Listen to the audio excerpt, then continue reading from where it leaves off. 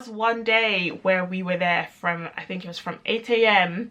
till like 4 p.m. because it was an absolute nightmare.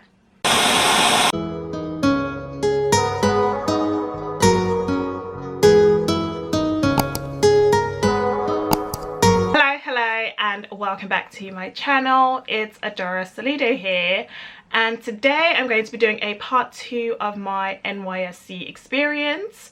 I previously did a video talking about my experience at camp, things to pack and all the things that went on with that.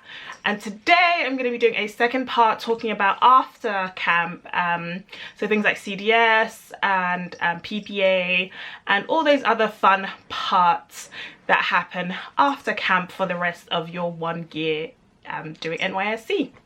So I actually forgot that I was meant to do a part 2 to this, but thanks to a lovely lady that commented saying she was going on to do her NYSC and asked for a part 2 of this. So yeah, I thought I would do that. If the light keeps going in and out, the sun's out, so it's just been moving. Anyway, first things first, one major thing that I would recommend before you even go to camp is to sort out your PPA. If you are planning on working for a government institution, in like a government office, then I guess this doesn't really apply to you.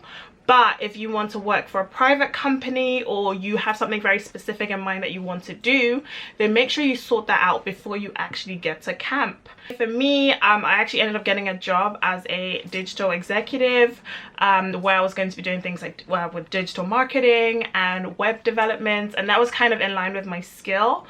So I didn't want to waste the 1 year doing something that might be completely unrelated to like my interests and skills. So I made sure to secure that job before going into camp. So before I went, they gave me a letter of, I think it's an invitation letter, basically saying that they would like for me to be assigned to their office. So that was one really important thing that I did, which I didn't actually know before I went to before I started NYSC, but someone had told me to make sure that I get that letter and submit that letter as soon as possible. Second thing that I would recommend, especially with camp and all that, is to make sure you sign any documents that you need to when you're still in camp, whether it's opening an account, signing the book of life, just any documents that you need to sign. Some of them you don't need to do it till you leave camp or till you're about to pass out a year later, but try and do all of them in camp, because it will save you the hassle. And like a year later, everyone is trying to do it at the same time, so you're going to be queuing up for ages. So I just did everything whilst I was still in camp. I signed the book of life, I sorted out all the banking stuff, all of that whilst I was still in camp. Okay, so moving on to CDS, which is Community Development Service, I believe, and that is basically 1 day a week where you're not working. You have to report to, I think, your zonal office, and you have to do some type of community development. There were so many different ones, from like environmental stuff to health and fitness to, there's so many random ones, but I actually got mass literacy, so it's like adult education and adult learning. So I picked it out of a like a bucket with just different groups in it, and that was the one I happened to pick. So yeah, if you're lucky, you get something like that.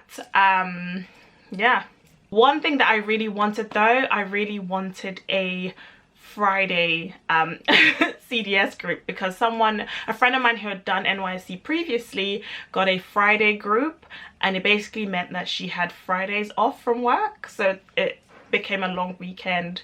But unfortunately I believe mine was a Tuesday or a Wednesday, but it is what it is. And one thing I was so happy about was that my zonal office was in Kubwa. If you can get your PPA, if you're in Abuja, sorry, this only applies to Abuja. If you're in Abuja, get a PPA that would make sure your zonal office is in Kubwa. I learned very quickly that Kubwa is the most stress-free zonal office, I think. A lot of my friends got assigned to like zone 2 or like more central locations, and at first I was so upset when mine was Kubwa because my PPA was in Gwarinpa. I was so upset, but then when it came to the biometrics days, it was an absolute breeze. I literally just, it took me half an hour to get my biometrics done if there were no delays. It was the best thing. So if you're in Abuja and you kind of have any leeway with it, get your PPA to be in an area which would make you get Kubwa as your zonal office. Okay, so let's discuss what you actually do at your CDS. I really liked mine because it was very straightforward. We would arrive, I think we were meant to arrive either 8 AM or 9 AM.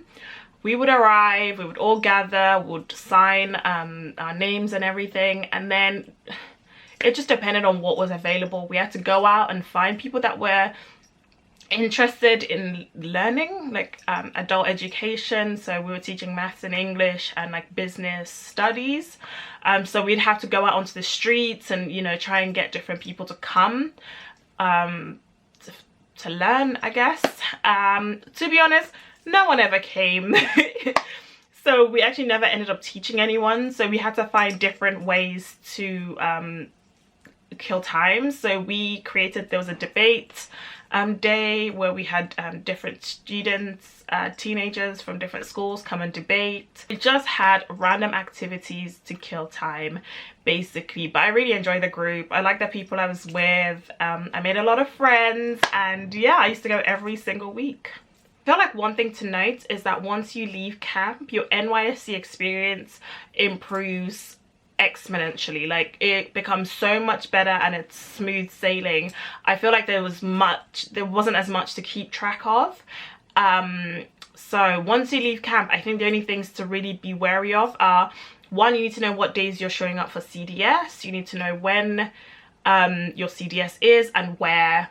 And you need to kind of get close to your CDS officer, because that's the person that's going to be marking your register, do your biometrics. That's going to be your point of contact for the rest of the year. So if your PPA is not treating you well, or you're having issues, or you want to switch PPAs, I feel like that's your first point of contact for all that. So definitely try to build a good relationship with your CDS officer. So besides keeping track of your CDS days and showing up on time, make sure you also keep track of biometrics days. So those are once a month where you go and then you have to do your the fingerprint, and I think that's to make sure you get paid and to make sure you do show up for CDS. So make sure you go, and those days go early. If you're always late for your CDS, make sure on the biometrics days you go early. I used to go super early and mine would be done in less than an hour, which I was so happy about. But there was one day where we were there from, I think it was from 8 AM till like 4 PM because the computer just kept shutting down. It was an absolute nightmare. But yeah, normally it takes about an hour to half an hour to an hour, and you should be done. The other thing to make sure you do is get your letter signed. So once a month before you go for your biometrics, you're going to need a letter from your manager at wherever you're working. So your PPA, your primary place of assignment, basically where you work, they need to give you a letter every month to show that you've been showing up to work. And yeah, they have to sign it and stamp it. So make sure you do that super early, because I heard some horror stories of people trying to get a letter from their managers, but you know, maybe the person wasn't around on the day they needed and stuff like that, and that delays you being able to do your biometrics. So make sure you do it super early. I used to have mine printed and ready to sign like a week before I actually needed it, so that there was no delays. Yeah, that is pretty much everything about my PPA and CDS. Yeah, if you have any more questions, feel free to leave a comment below, or you can send me a DM on Instagram as well. I do respond on there. And yeah, I hope you enjoyed this video. Don't forget to like, comment and subscribe, and I will see you in my next video. Bye.